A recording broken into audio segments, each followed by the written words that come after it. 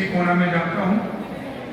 अब आते हैं निश्चित रूप से ये सम्मेलन बहुत अरसे बाद, बहुत गैप के बाद, पीछे दिनों मुजफ्फरनगर हरिद्वार में होने के बाद दिल्ली से जो न्यू कर्नल साहब और हमारे स्वर्गीय पूज्य पिता समान राजकुमार त्यागी द्वारा दोबारे से बनरसी महासंघ को जीवंत करने के बाद जो मुजफ्फरनगर हुआ, उसके बाद मृत प्राय संगठन को फिर से जीवित करने का काम त्यागी साहब ने जो किया है, मैं इसके लिए इनको शरण वंदन और अभिनंदन करता हूँ।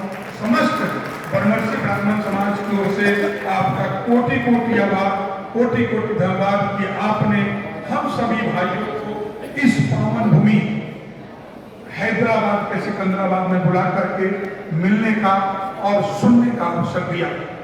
निश्चित रूप से कर्नल साहब बार बार बोलते थे दिल्ली में, जब गाजियाबाद का कार्यक्रम तो भी उन्होंने बोला था कि हम बराबर नॉर्थ इंडिया में कुछ न कुछ करते रहते हैं, क्योंकि वहां के लोग सजग हैं, जागृत हैं और संगठनात्मक सोच है।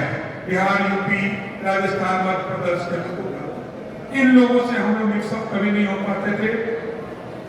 कर्नल साहब का मैं आभार व्यक्त करता हूं जिन्होंने प्रयास करके साउथ में हम सबों को बुलाया। निश्चित रूप से थोड़ी सी लैंग्वेज प्रॉब्लम हो रही है, लेकिन मैं पूरे कॉन्फिडेंस से कह सकता हूं कि यहाँ के लोग जो मैं बोल रहा हूँ वो पूरी समझ रहे हैं।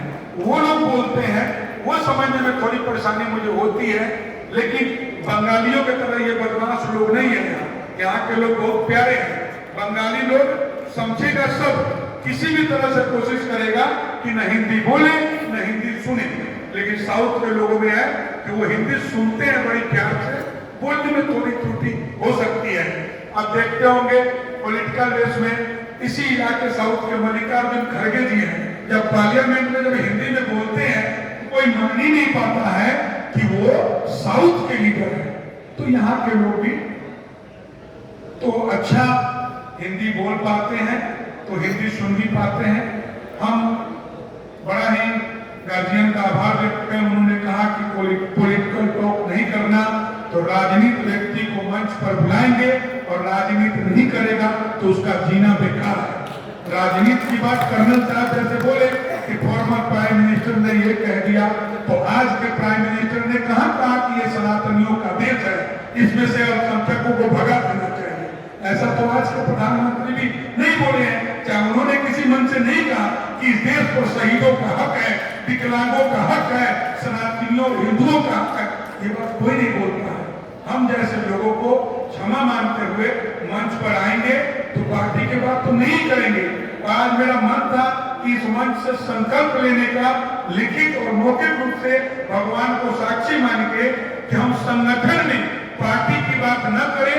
अगर कर्नल साहब यह संकल्प सबको भगवान प्रसाद की पुस्तक लेके, सभी पुस्तक पर फोटो है, अगर हम संकल्प ले ले तो काफी खुशी होगी। बनरसी एनएस बना हुआ है, आए दिन देखिए राहुल गांधी को गाली देना, सोनिया गांधी को गलत बोलना, इस कारण मैंने कई बार ऑब्जेक्शन डाला है और कर्नल साहब ने बीच में इंटरप्ट किया है कि इस तरह की बातें नहीं होना चाहिए। अगर संगठन चलाना है तो मेरे लिए राहुल गांधी उतना ही खराब है जितना नरेंद्र मोदी खराब है। हमारे लिए किसी ने कुछ नहीं किया है।